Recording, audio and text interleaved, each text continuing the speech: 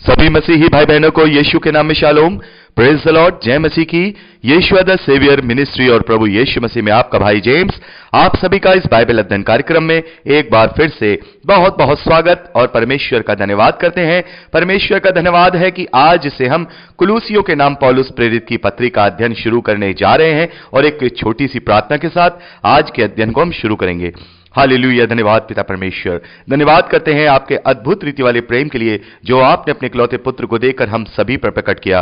धन्यवाद करते हैं महान पिता परमेश्वर आपके अनुग्रह, आपके महान प्रेम, आपकी तमाम आशीषों के लिए। धन्यवाद करते हैं महान पिता परमेश्वर इस बाइबल अध्ययन कार्यक्रम के लिए जिससे हम आत्मिक रूप से आशीषित हो रहे हैं। होने दीजिए महान पिता परमेश्वर, जबकि आज से हम कुलूसियों के नाम पौलुस प्रेरित की पत्री का अध्ययन शुरू करने जा रहे हैं। पवित्र आत्मा हमारी अगुवाई करे, हमारी सहायता करे, हमारी मदद करे। होने दे महान पिता परमेश्वर सारी व्यवस्थाओं को, रिकॉर्डिंग किए जाने को, वचन को समझने को, समझाए जाने को, हर एक बात को हम आपके जोरावर हाथों में सौंपते हैं। आप हमारी अगुवाई कीजिए, आप हमारी मदद कीजिए। सारा आदर देते हैं, सारी महिमा देते हैं और इस प्रार्थना को यीशु के सामर्थी नाम में मांगते हैं, आमीन। मेरे प्यारे भाई बहनों, हमेशा की तरह जब भी हम किसी नई पत्री या पुस्तक का अध्ययन शुरू करने जाते हैं हम उसका एक छोटा सा परिचय लेते हैं और अब समय है कि हम कुलूसियों के नाम पौलुस प्रेरित की पत्री का भी एक छोटा सा परिचय लें। कुलूसियों के नाम पौलुस प्रेरित की पत्री पौलुस प्रेरित ने 60 एडी के लगभग कुलुस नगर की कलीसिया को लिखी थी जो कि एशिया माइनर का एक शहर है। इफिसुस की जो कलीसिया है उसके पूर्व में यह शहर स्थापित था।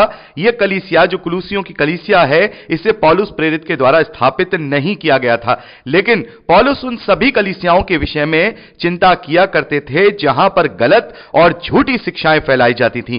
खासकर की परंपराएं और जो व्यवस्था की बातें हैं उनको लेकर के जब लोगों को भरमाया जाता था तब पौलुस अपनी पत्रियों और अपने संदेशों के द्वारा मसीही विश्वासियों का सही मार्गदर्शन किया करते थे। हालांकि पौलुस खुद कभी कुलुस्से नगर नहीं गए थे, लेकिन वो वहां के हालातों से परिचित थे कि वहां पर लोग प्रभु को ग्रहण कर रहे थे और इसी का फायदा उठाकर बहुत सारे झूठे शिक्षक उनके बीच में आ गए थे और उन लोगों को यह भरमा रहे थे कि आपको पर्व मनाने चाहिए, आपको सप्ताह दिन मनाना चाहिए, आपको यह करना चाहिए, आपको बलि चढ़ानी चाहिए, आपको खतना करना चाहिए। इन सारी बातों को लेकर लोगों को भरमा रहे थे, यानी कि जो शारीरिक कार्य हैं उनमें उन लोगों को फंसा रहे थे। मेरे प्यारे भाई बहनों, जब से प्रभु का प्रचार का कार्य शुरू हुआ है तब से लेकर आज तक हम देखते हैं कलीसियाओं के अंदर इसी प्रकार से मसीह विरोधी कार्य करते हैं, लोगों को सही आत्मिक जीवन से भटका करके केवल इन बातों में ही लगा देते हैं कि आपको यह करना चाहिए, यह आपको नहीं करना चाहिए। मेरे प्यारे भाई बहनों, बहुत सारे ऐसे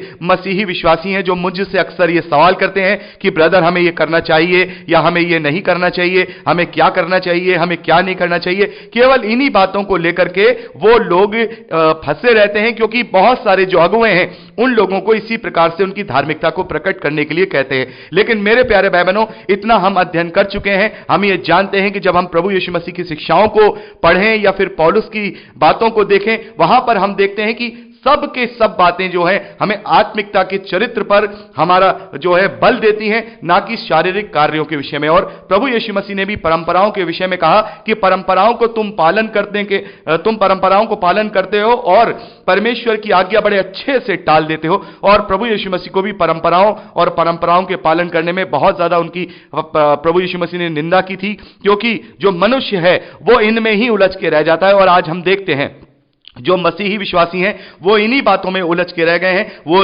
संसारिक जो दिखावटी कार्य हैं उनको करते हैं और वो सोचते हैं कि हमने ये कार्य कर लिया और हम मसीही विश्वासी हैं और हमारा उद्धार हो गया। मेरे प्यारे भाई बहनों, जब जब मसीह के सच्चे विश्वास को, जब मसीह के सच्चे उद्धार को लोग समझ नहीं पाते थे, लोग भटकाए जाते थे, तब पौलुस ने वहां पर उन लोगों को चेताया है, उनका मार्गदर्शन किया है। भले ही पौलुस वहां कभी नहीं गए, लेकिन यहां उनकी यह जिम्मेदारी थी कि जबकि जो ज्ञान उन्हें पवित्र आत्मा के द्वारा दिया गया है, जो विश्वास की व्यवस्था उन्हें दी गई है, जो उद्धार की व्यवस्था उन्हें दी गई है, ना कि वो शारीरिक है बल्कि जो कि आत्मिक है, वो बातें उन तक पहुंचाई जाए। तो कुलुसिया की जो कलीसिया है, कुलुस्से जो नगर है, वहां पर भी बहुत सारे मसीही विश्वासी प्रभु को ग्रहण कर चुके थे, प्रभु में चलना चाह रहे थे।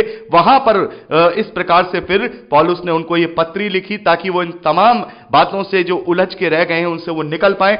मेरे प्यारे भाई बहनों, आज आज समय है कि हम भी, मैं और आप भी केवल अपनी अपनी कलीसियाओं की चिंता ना करें। मैं देखता हूं, हम तमाम ऐसे अगुओं को देखते हैं जो केवल अपनी अपनी कलीसियाओं की चिंता करते हैं। उन्हें केवल इस बात की चिंता है कि हमारी कलीसिया में कितने लोग बढ़ गए हैं, हमारी कलीसिया कितनी बढ़ गई है। इस बात के लिए वो परमेश्वर का भी धन्यवाद करते हैं और वो प्रार्थनाएं भी करते हैं। लेकिन जो प्रभु के दास हैं, जो प्रभु के अगुए हैं, जहां कहीं भी वो इस प्रकार का कार्य देखें, यदि गलत कार्य हो रहे हैं, यदि प्रभु की बातों को तोड़ मरोड़ करके बताया जा रहा है, लोगों को शारीरिक दशा में फंसाया जा रहा है, तो प्रत्येक अगुए का ही नहीं बल्कि प्रत्येक मसीही विश्वासी का यह कर्तव्य है कि वो वहां पर सत्य के सुसमाचार का प्रचार करे, उनकी वो चिंता करे, उनकी वो सुधि ले, उनको वो सत्य बातें बताएं। तो यहां पर हम देखते हैं कि भले ही कुलुसियों की कलीसिया को पौलुस प्रेरित ने स्थापित नहीं किया था, लेकिन उनका यह दायित्व था, उनकी यह जिम्मेदारी थी, जबकि उन्हें सब परमेश्वर के द्वारा, पवित्र आत्मा के द्वारा बताया गया है कि वो दूसरों तक प्रचार करें। तो उन्होंने इसी चिंता को लेकर के कुलुसियों की कलीसिया को यह पत्री लिखी है ताकि वो आत्मिक रीति से अपने जीवन को जी पाए